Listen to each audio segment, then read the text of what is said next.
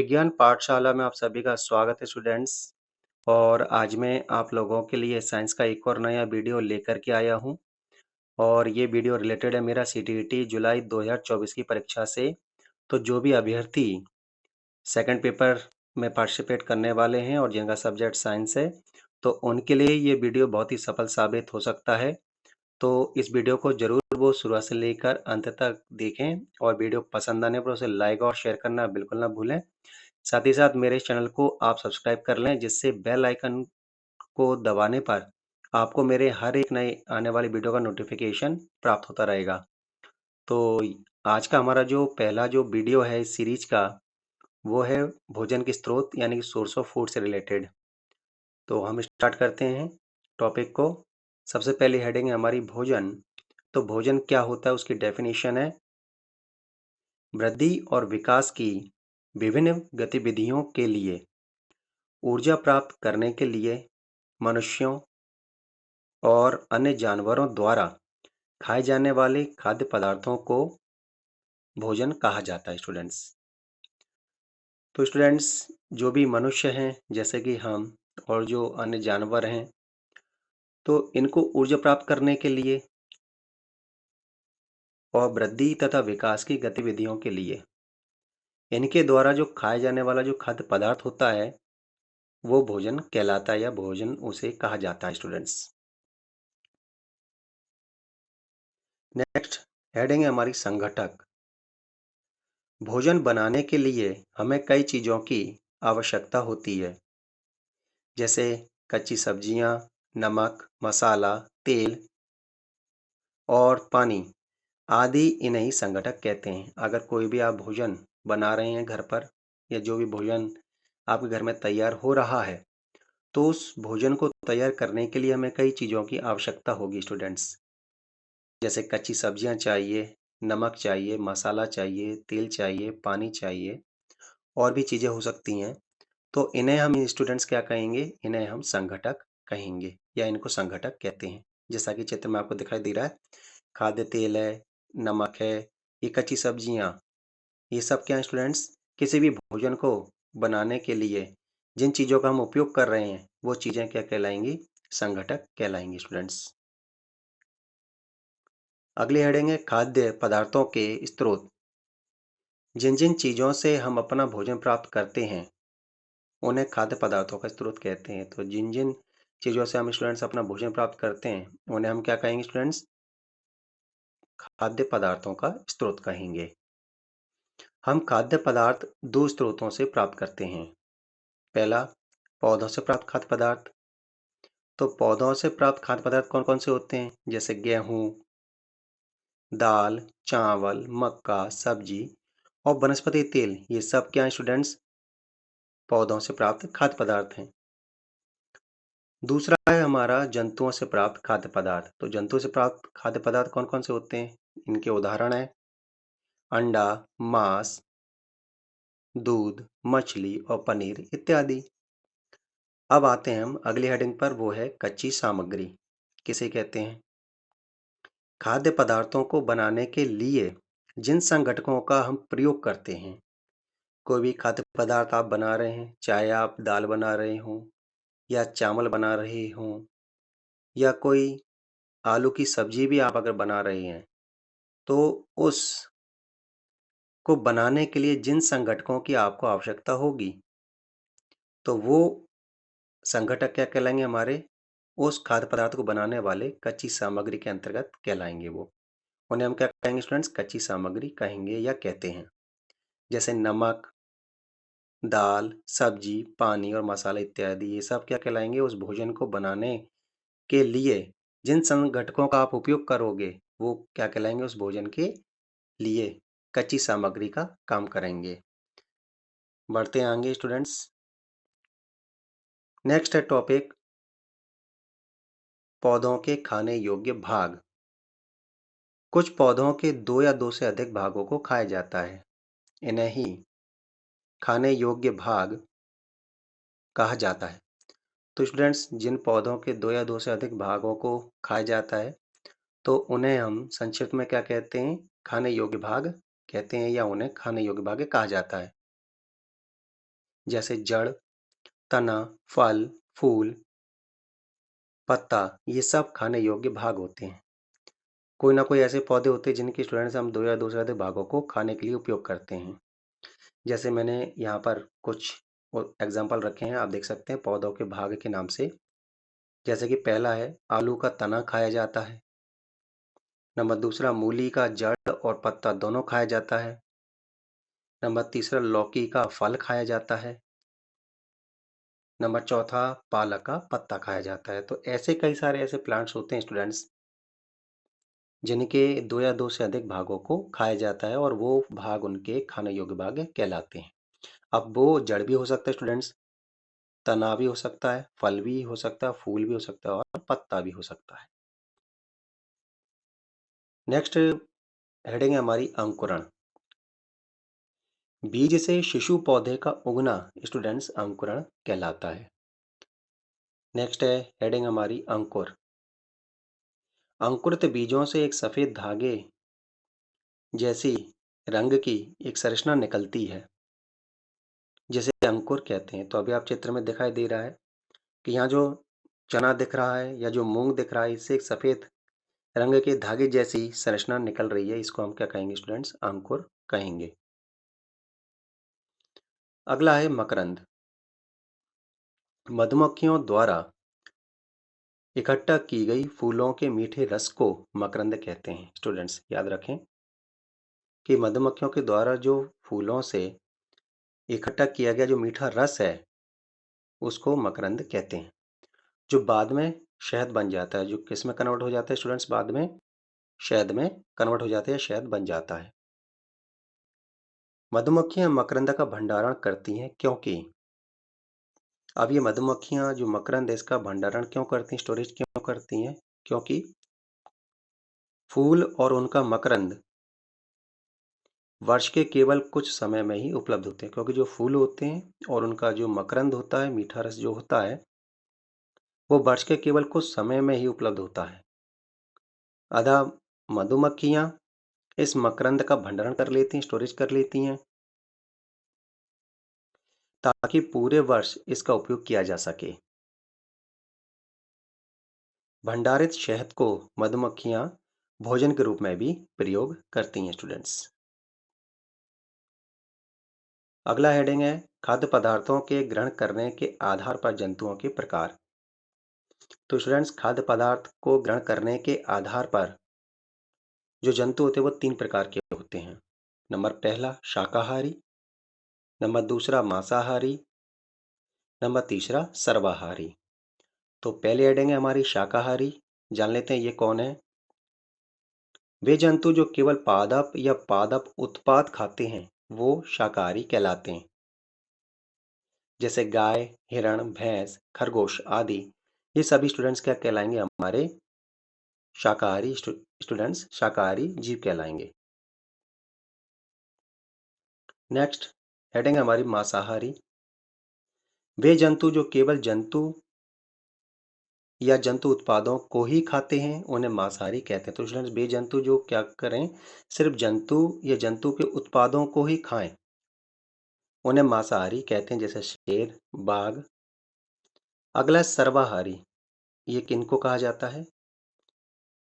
वे जंतु जो पादप और जंतु दोनों को खाते हैं, यानी कि ऐसे जीव जो पादप और जंतु दोनों को खाते हों वे स्टूडेंट्स वे सर्वाहारी कहलाते हैं, जैसे कि मनुष्य। अब हम आते हैं स्टूडेंट्स कुछ मल्टीपल चॉइस क्वेश्चन पर।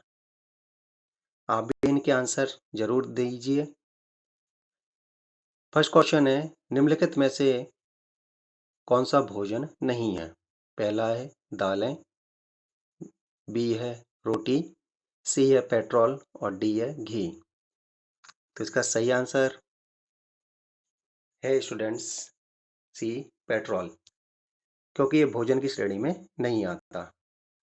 नेक्स्ट है यहाँ पर दूसरा क्वेश्चन, भोजन आवश्यक है क्योंकि ए यह विकास प्रदान करता है, बी यह ऊर्जा प्रदान करता है, सी यह हमें स्वस्थ रखता है, डी ये सभी।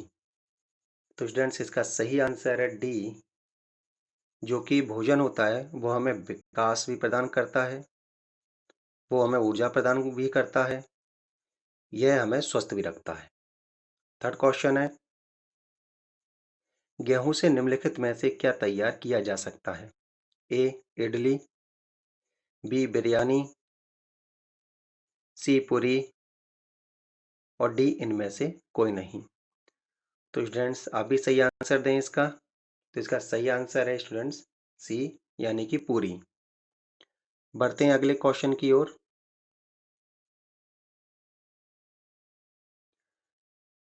फोर्थ क्वेश्चन है हमारा, चावल से निम्नलिखित में से क्या तैयार किया जा सकता है? Number A bread, number B idli, C sambar, D puri. तो इसका सही आंसर है students B idli. Number fifth question है हमारा, किसी व्यंजन को तैयार करने के लिए प्रयुक्त कच्चे माल को कहा जाता है?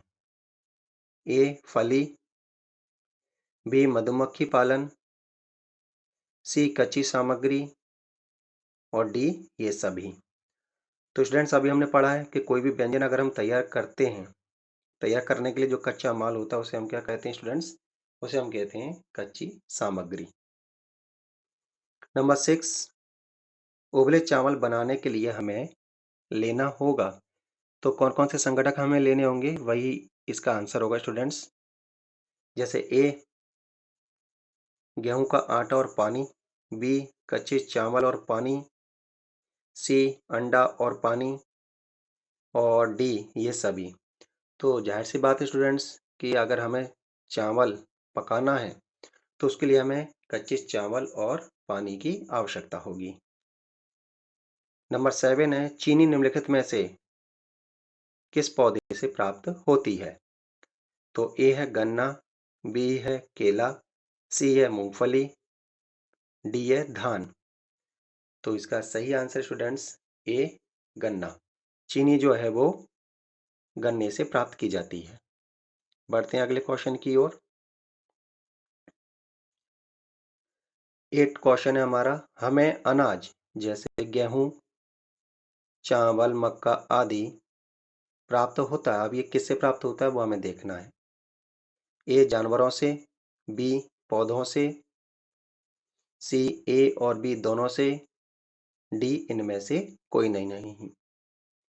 तो इसका सही आंसर स्टूडेंट्स जो अनाज है हमें वो गेहूं, चावल, मक्का ये हमें प्राप्त होता है स्टूडेंट्स पौधों से। नंबर 9 है क्वेश्चन हमारा, पशु उत्पाद में प्रचुर मात्रा में होता है। ए प्रोटीन, बी कैल्शियम, सी खनिज, डी कार्बोहाइड्रेट। तो इसका सही आंसर स्टूडेंट्स ए प्रोटीन। नंबर 10, अमृत पाया जाता है। ए फूलों में, बी फलों में, सी जड़ों में, डी तनों में। तो जो अमृत है वो पाया जाता है स्टूडेंट्स ए फूलों में। 11 क्वेश्चन है, शहद में होता है ए कार्बोहाइड्रेट और खनिज, बी खनिज और प्रोटीन, सी चीनी खनिज और एंजाइम, डी लैक्टोज वसा और खनिज होते हैं। तो इसका सही आंसर है स्टूडेंट्स चीनी, खनिज और एंजाइम। बढ़ते हैं अगले क्वेश्चन की ओर। 12वां क्वेश्चन है, निम्नलिखित में से कौन अमृत को शहद में बदलने में मदद करता है? ए मानव, बी तितली, सी मधुमक्खियां, डी इनमें से कोई नहीं। तो इसका सही आंसर है कि जो अमृत होता है उसको शहद में बदलने में जो मदद करता है वो करती हैं मधुमक्खियां। 13 क्वेश्चन है, निम्नलिखित में से कौन सा पौधा अपनी जड़ों में भोजन संग्रहित करता है?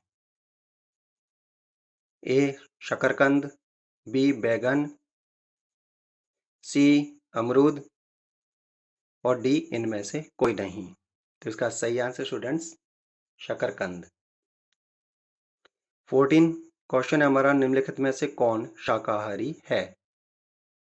ए ऊंट, बी बिल्ली, सी कुत्ता और डी शेर। तो इसका सही आंसर स्टूडेंट्स शाकाहारी जो जीव है वो है ऊंट, क्योंकि जो बिल्ली है और कुत्ता जो शेर है ये मांसाहारी जीव के श्रेणी में आते हैं। नंबर 15 क्वेश्चन है, पौधे खाने वाले जानवरों को कहा जाता है?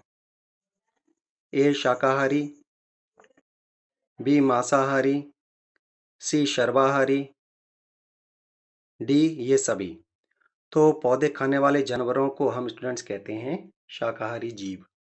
बढ़ते हैं अगले क्वेश्चन की ओर। 16 क्वेश्चन है, शकरकंद के पौधे का कौन सा भाग भोजन के रूप में खाया जाता है? ए फूल, बी जड़, सी तना और डी पत्तियां। तो शकरकंद जो पौधा है इसके हम जिस भाग को खाते हैं भोजन के रूप में वो होता है स्टूडेंट्स जड़। नंबर 17, मधुमक्खी के छत्ते में कितनी प्रकार की मधुमक्खियां मौजूद होती हैं? ए 2, बी 3, सी 4 और डी 5। तो इसका सही answer students B 3। Next question है 18, चीनी बनाने के लिए गन्ने का जो भाग प्रयोग किया जाता है वह है? ए जड़, बी पत्ती, सी तना और डी फूल। तो चीनी बनाने के लिए गन्ने का जो भाग प्रयोग किया जाता है वह है स्टूडेंट्स तना। 19 क्वेश्चन है, सरसों के पौधे का कौन सा भाग खाने योग्य होता है? ए तना और जड़ें, बी बीज और फूल, सी पत्तियां और फूल, डी बीज और पत्तियां। तो इसका सही आंसर स्टूडेंट्स बीज और पत्तियां। सरसों के पौधे के जो भाग जो खाने योग्य होते हैं वो होते हैं स्टूडेंट्स बीज और पत्तियां। तो बढ़ते हैं अगले क्वेश्चन की ओर। 20 क्वेश्चन है, आलू के पौधे का कौन सा भाग भोजन के रूप में खाया जाता है? ए तना, बी बीज, सी जड़, डी फूल। तो आलू के पौधे का जो भाग हम भोजन के रूप में खाते हैं वो होता है स्टूडेंट्स ए तना। 21 क्वेश्चन है, निम्नलिखित में से कौन पौधे की जड़ है? ए बैगन, बी गाजर, सी गोभी, डी आलू। तो इसका सही आंसर स्टूडेंट्स बी गाजर। 22 क्वेश्चन है हमारा, निम्नलिखित में से कौन सर्वाहारी है?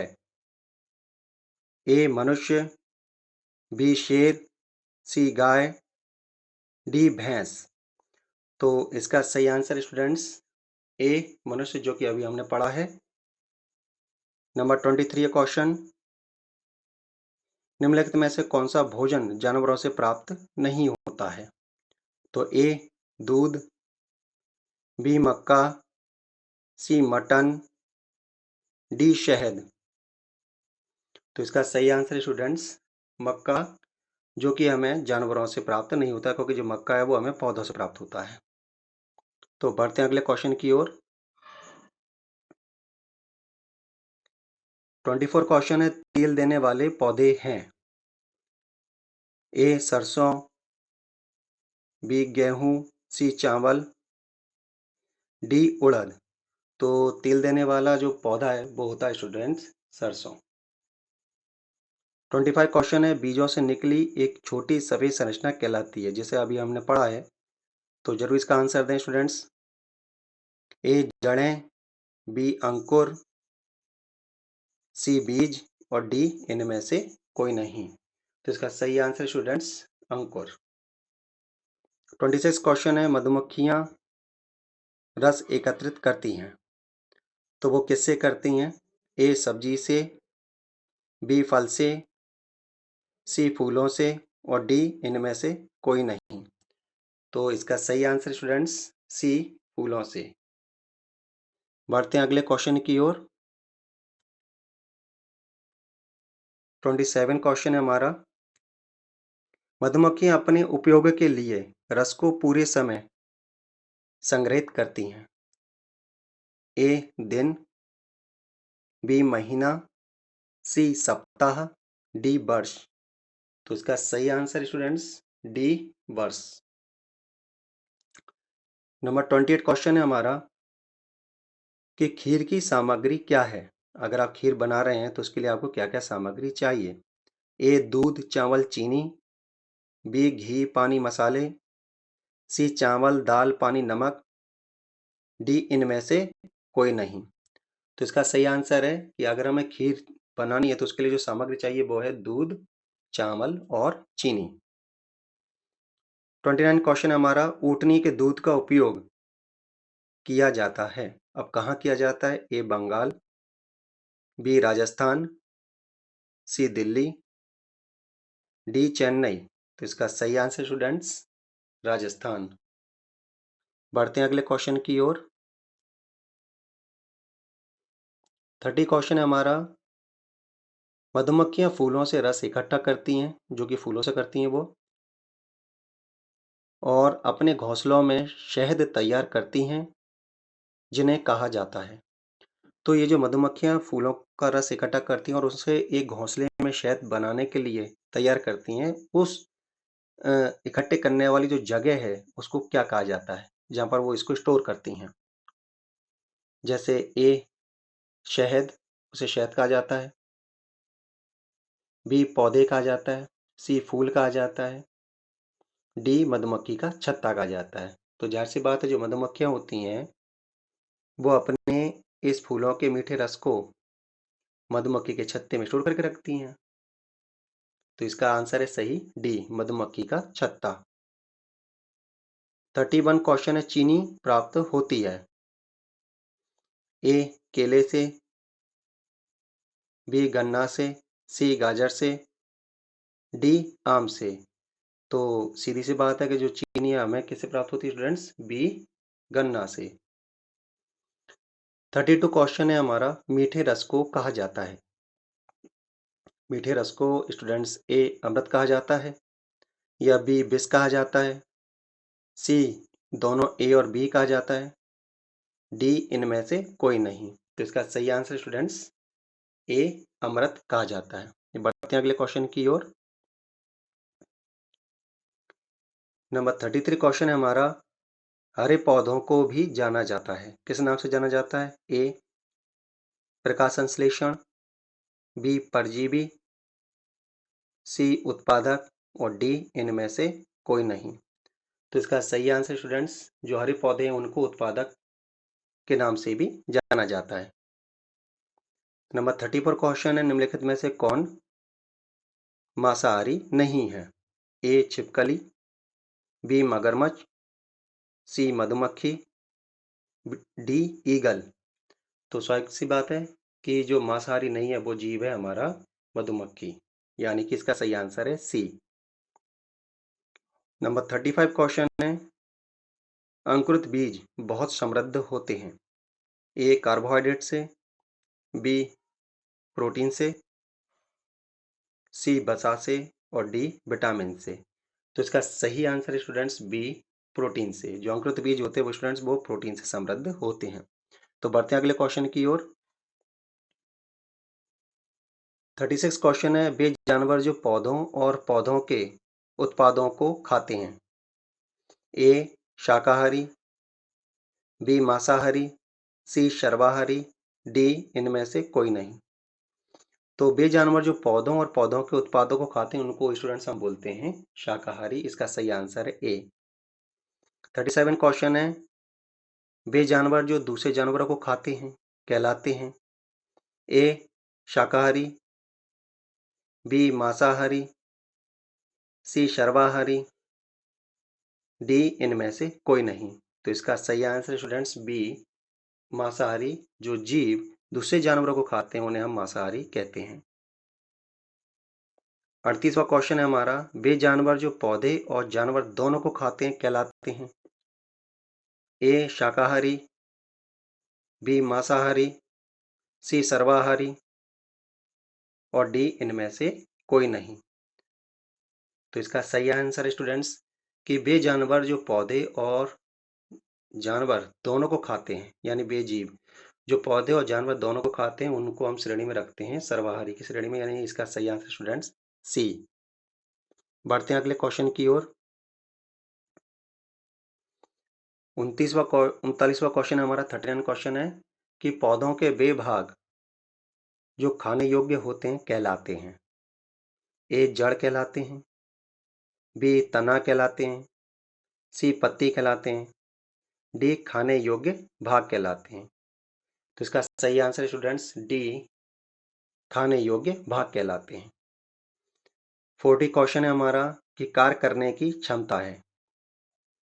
ए कड़ी मेहनत, बी ताकत, सी ऊर्जा, डी इनमें से कोई नहीं। तो इसका सही आंसर स्टूडेंट्स कार्य करने की क्षमता को हम ऊर्जा कहते हैं। तो इसका सही आंसर है सी। 41 क्वेश्चन है हमारा, चावल या गेहूं स्रोत है?